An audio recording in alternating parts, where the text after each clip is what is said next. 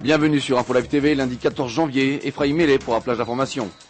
Les responsables des équipes de négociation israéliennes et palestiniennes, la ministre des Affaires étrangères Tzipi Livni et l'ancien Premier ministre Ahmed Korei, se rencontreront ce lundi pour une première série de négociations portant sur les sujets principaux du conflit, sujets qui incluent les statuts de Jérusalem, les implantations et les réfugiés palestiniens, ainsi que les ressources en énergie et en eau. Le ministre israélien de la Défense, Ehud Barak, a obtenu un accord avec les responsables des principaux mouvements des implantations pour une évacuation pacifique et dans le calme de 18 avant-postes considérés comme illégaux en Judée-Samarie, information révélée au journal Haaretz par un conseiller d'Ehud Barak.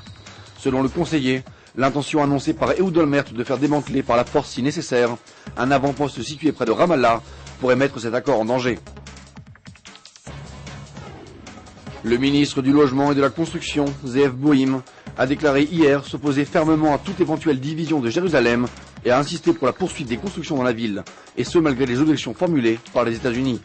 Il a affirmé, je cite, qu'il est de notre droit le plus complet de construire à l'intérieur des frontières municipales de Jérusalem telles qu'elles ont été établies. Le Hamas aurait réussi à faire passer en contrebande près de 100 millions de dollars à l'intérieur de la bande de Gaza ces dernières semaines. Une information révélée par le chef des services de sécurité du Shin Bet, Yuval Diskin, lors d'un briefing ce dimanche auprès de la commission de la sécurité et des affaires étrangères de la Knesset. M. Diskin a ajouté que cette somme d'argent aurait été passée par des centaines de pèlerins de retour du pèlerinage à la Mecque. 3 terroristes palestiniens ont été tués et un autre blessé dimanche soir lors d'une frappe aérienne israélienne près de la demeure du premier ministre du Hamas, Ismaël Haniyeh, dans le camp de réfugiés de Shati, dans la bande de Gaza. L'attaque a pris pour cible un véhicule transportant 2 terroristes palestiniens, selon l'armée israélienne. L'un des terroristes éliminés est un haut responsable des brigades des martyrs El-Aqsa, Nidal Hamoudi.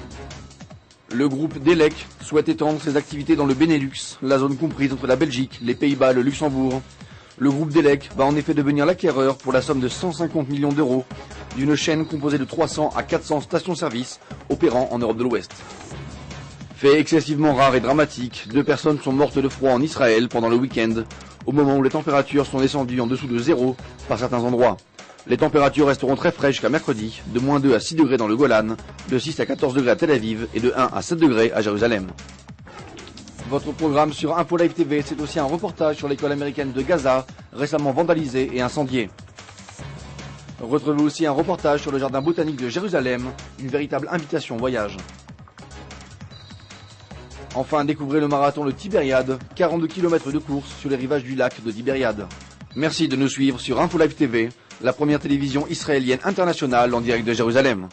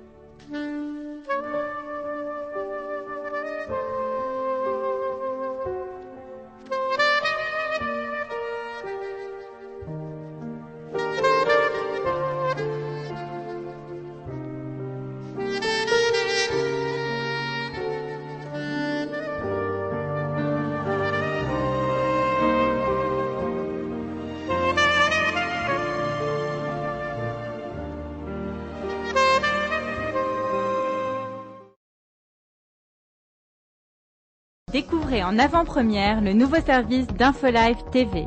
Recevez gratuitement chaque jour, en vidéo, les informations d'Israël et du Proche-Orient sur votre mobile.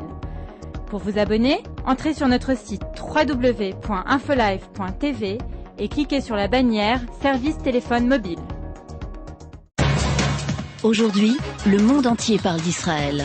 Mais qui parle d'Israël au monde entier, en temps réel, en 4 langues et en direct de Jérusalem? Infolive.tv, la première chaîne de télévision internationale israélienne. 24 heures sur 24, 7 jours sur 7, suivez de l'intérieur l'actualité d'Israël et du Moyen-Orient. Des reportages, des interviews, un grand journal et des flash infos en images dès que l'actualité l'exige. Infolive.tv, votre regard direct et vrai sur l'actualité d'Israël. Retrouvez Infolive sur internet www.infolive.tv.